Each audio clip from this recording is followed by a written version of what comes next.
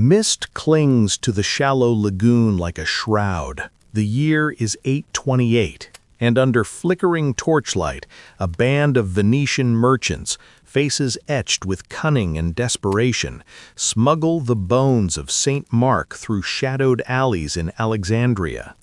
These relics, stolen from under the noses of watchful Arabs, will become the spiritual cornerstone of a city not yet born, a floating republic forged in salt and ambition.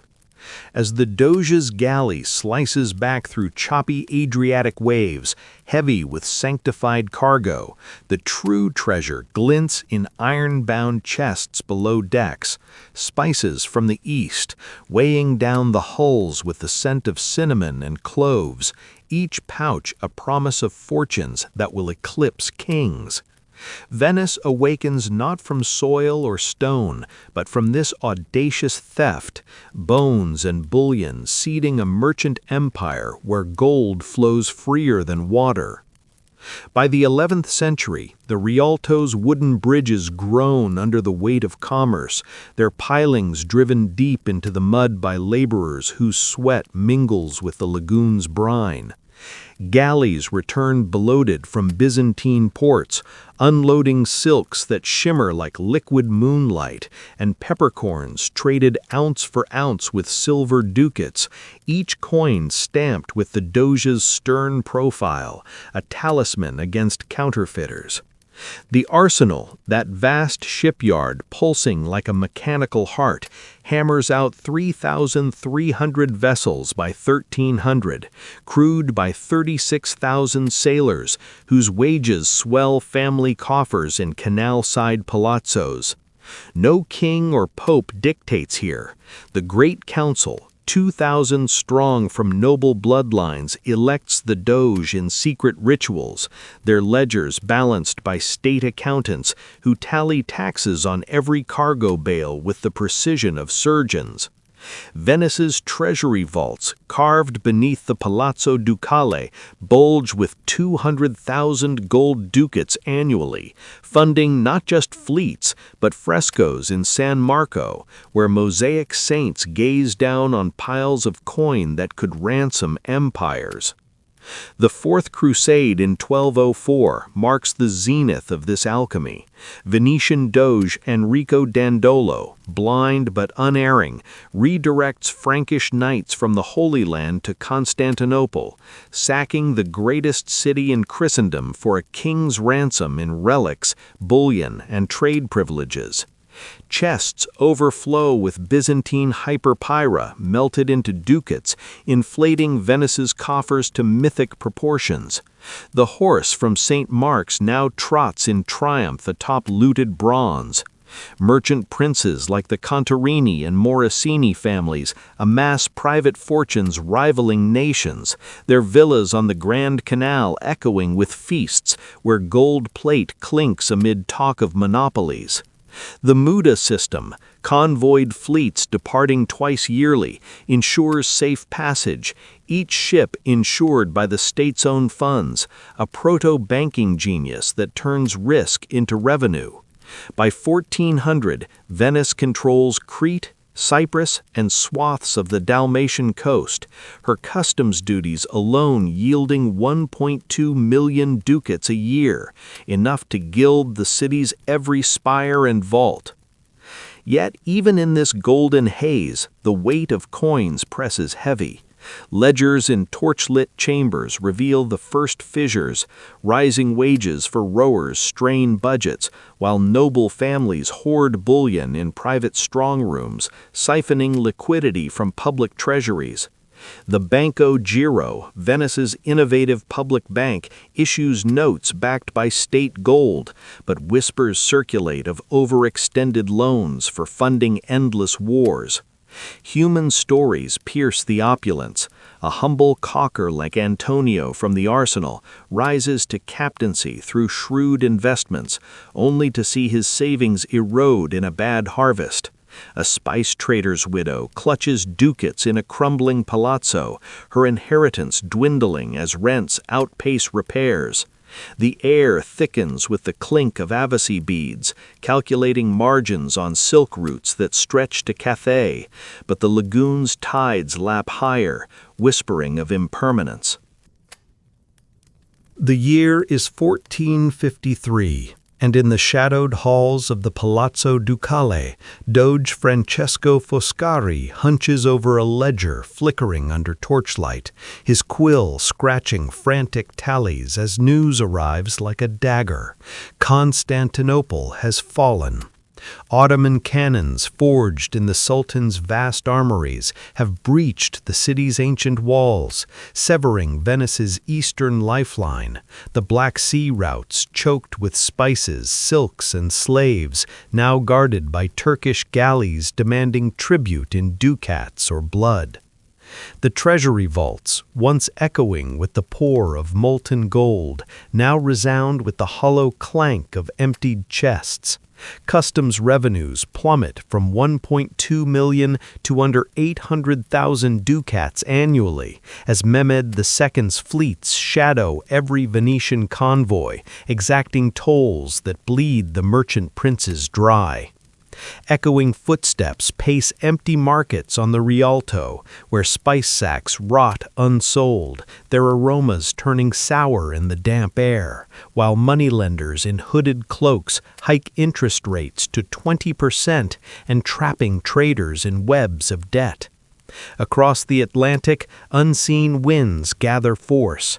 In 1498, Vasco da Gama's caravels round the Cape of Good Hope, their holds brimming with pepper bought cheap in Calicut, flooding Lisbon's docks and undercutting Venice's monopolies by half. Portuguese princes, backed by royal treasuries swollen with New World silver, dispatch armadas that bypass the Adriatic entirely, their spice prices crashing ducat values in a cascade of inflation that erodes Venetian savings. The Banco Giro, that once mighty engine of public credit, strains under red ink. State bonds issued to fund defiant fleets yield paltry returns, as noble investors like the Corner family lock gold in private vaults, starving the republic of liquidity. Human frailty sharpens the blow. A spice magnate, once hosting banquets with gold-embossed goblets, now pawns family jewels to cover convoy losses, his palazzo's frescoes peeling as creditors circle like lagoon gulls. The arsenal's forges cool, idle hammers gathering rust, its 36,000 sailors reduced to 15,000, their wages unpaid, sparking riots where fists clash over meager bread rations laced with sawdust.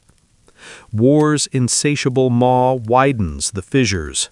The League of Cambrai in 1508 unites Europe's monarchs against Venice, their armies scorching the terra firma mainland, looting granaries and taxing survivors into penury. To finance counterstrikes, the Senate decrees forced loans from every citizen over 20 florins wealthy, taxes tripling, with nobles assessed millions in ducats they scarcely muster. Debt spirals. By 1520, public obligations balloon to 10 million ducats, serviced by printing more notes, igniting a stealth inflation that halves the ducat's buying power over decades.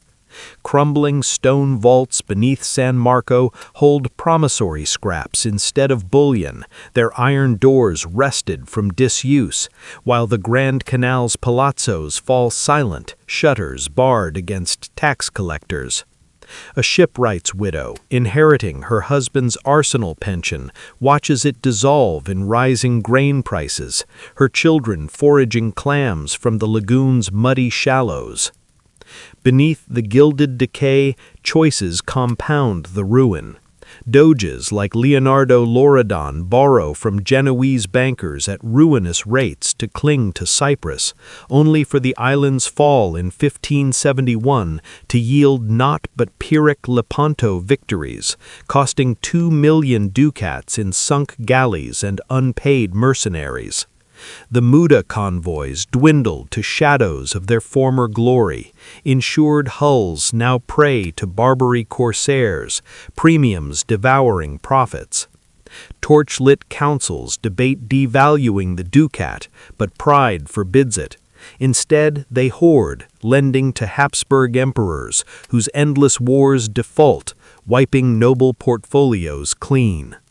The air grows heavy with the scent of stagnant water and unpaid ledgers as Venice's merchant heart falters, her once unrivaled fleets rotting at anchor, galleys heavy, not with gold, but with the weight of inevitability. By 1630, the plague's black shadow descends like a thief in the night, its miasma seeping through Venice's canals and into every heaving chest. Over 46,000 souls perish in months, a third of the city's lifeblood drained into mass graves on Sant'Ariana Island, where gravediggers tally corpses instead of coins. The treasury, already gaunt from Ottoman tolls and Atlantic detours, hemorrhages another million ducats on quarantines, herbal bonfires, and ghost ships drifting unmanned in the lagoon. Trade halts, galleys rot at moorings, their hulls barnacle-crusted while spice merchants pawn ledgers for a loaf of bread. Torchlight flickers over emptied vaults in the mint, where the ducat's gold content is shaved thinner by decree, a silent inflation gnawing at savings like rats in the granary. Families who once weighed fortunes in scales now clutch debased coins that buy half the fish they did a decade prior. Echoing footsteps haunt the Rialto's arcades, where stalls stand barren, bolts of faded silk gathering dust amid whispers of bankrupt syndicates. War's grindstone pulverizes what pestilence spares. The War of Candia drags from 1645 to 1669, a Cretan quagmire devouring 30 million ducats, half the Republic's worth, in sunken galleons, mercenary pay, and gunpowder that yields only scorched earth. Doge Francesco Morosini, the Peloponnesian lion, hurls fleets against Ottoman forts, but each victory costs fleets of ducats. State bonds cascade into default, noble houses like the Grimani forced to mortgage palazzos for loans at 12% usury, their cellars echoing with the clink of sold silver plate. By 1700, public debt swells to 150 million ducats, serviced by taxing salt and wine to breaking point. Citizens riot in Piazza San Marco, torches flaring as they hurl barrels into canals, their cries mingling with the lap of indifferent tides. The arsenal, once a forge of empires, idles with skeleton crews forging chains for sale abroad, its dry docks cracking under unpaid rents, hammers silent save for echoes of former glory. Human choices sealed the ledger's doom. Merchant princes, blinded by lineage, shun innovation, while Dutch and English East India companies deploy swift frigates and joint stock shares. Venice clings to the creaking Muda, convoys plundered by used-car pirates off Tripoli. The Banco del Rialto collapses in 1584 under bad loans, its notes turning to worthless paper, poisoning trust. Successors like the Banco del Giro print excess scrip to fund Habsburg allies, whose bankruptcies in 1596 and 21 wipe portfolios clean, leaving widows like Maria Corner to beg alms from doges who were once her kin. Locked treasury doors bar even senators, revealing vaults stuffed with devalued bonds instead of bullion, crumbling stone etched with fungal ledgers of loss. A humble glassblower from Urano, parlaying beads into a fleet share, watches his ducats dissolve in grain inflation post-plague, his furnace cold as creditors seize kilns. As the 20th century dawns, Venice pivots to illusions of wealth. Tourists flock to casinos where noble hostesses lure gold from Prussian princes, but the take barely covers opera subsidies. Taxes on gaming yield a pittance against 200 million ducats in arrears. Napoleon's cannons shatter the gates in 1797, auctioning the arsenal's last galleys for scrap. The Republic dissolves, its final doge Ludovico Manin surrendering keys to a treasury bare as bleached bones. Silent markets stretch along the Grand Canal, palazzos sagging into the lagoon, their frescoed walls weeping salt tears. Venice, the richest city the world ever knew, fades not in thunder, but in the quiet rustle of unpaid bills, her waters rising to claim the ledgers of a dream drowned in debt. From the lagoon's eternal murmur, where gondolas now glide over sunken ducats and forgotten ledgers, Venice's tale whispers a bridge to our own ledgers, timeless warnings etched in salt and stone. The Merchant Republic's slow fade was no act of gods or fate, but a cascade of monetary missteps, over-reliance on fragile trade monopolies that crumbled under new routes, unchecked debt spirals from endless wars that ballooned public obligations beyond sustainable yields, debased currencies shaved thin to fund quarantines and quagmires, and a failure to diversify beyond Eastern spices into the Atlantic's promise. These were not abstract follies, but choices echoing in empty vaults, noble families hoarding gold while state banks printed excess notes, inflating away the savings of glassblowers and shipwrights alike. Today, as personal fortunes navigate similar currents of inflation, leverage, and shifting markets, we hold the quill to rewrite the ending, guarding our own treasuries with quiet resolve. Start by building reserves in sound assets that weather storms, much like the Venetian widows who once clutched tangible silks over fleeting bonds. Favor gold, productive land, or dividend-bearing shares over speculative bubbles that mimic the spice crash of 1498. Diversify holdings across horizons, as Venice might have by venturing beyond the Levant. Spread wealth into commodities, real estate, and global equities to blunt the blow of any single route's blockade, whether Ottoman galleys or modern supply chain snarls. Shun over-leverage that hollowed the arsenal's forges. Cap debt at levels serviceable even in lean years, borrowing only for assets that generate their own yield, avoiding the forced loans that tripled taxes on Rialto traders. Recognize early signs of traps. Watch for debasement in rising prices that outpace wages as ducats lost half their power post-plague. Track central bank notes flooding markets, echoing the Banco Giro's excess scrip, and pivot to hard stores of value before ledgers turn red. Cultivate liquidity like a convoy's insurance fund. Maintain cash buffers equivalent to 6 months' needs, ready to seize opportunities when others pawn their plate in panic. These steps are not shields against history's tides, but anchors in the mud, empowering the individual amid empire's ruins. Measure prosperity not by the weight of coins in torchlit vaults, but by resilience, the ability to sleep soundly as markets echo with footsteps of the fallen. Venice teaches that wealth is motion, stagnant gold rusts, diversified flows endure. In practice, audit your portfolio quarterly as senators once tallied spice bales. Question every loan's yield against its risk, like caulkers weighing convoy premiums. And when inflation laps at your foundations, like rising lagoon waters, convert excess paper to enduring forms before the tide claims all. As the camera lingers on crumbling palazzos half submerged, their stone vaults silent witnesses to a glory drowned in arrears, reflect on the broader shadow of collapse. Every empire, from Venice's gilded fleets to those that followed, carries the seeds of its own bankruptcy, sown in hubris, harvested in hollow chests. Greed inflates bubbles until they burst like overfilled ducat sacks. Debt's weight sinks even the mightiest hulls, and ignored fissures in ledgers widen to chasms under wars or plagues boot. History whispers the same warning across generations. No fortune floats forever on borrowed winds.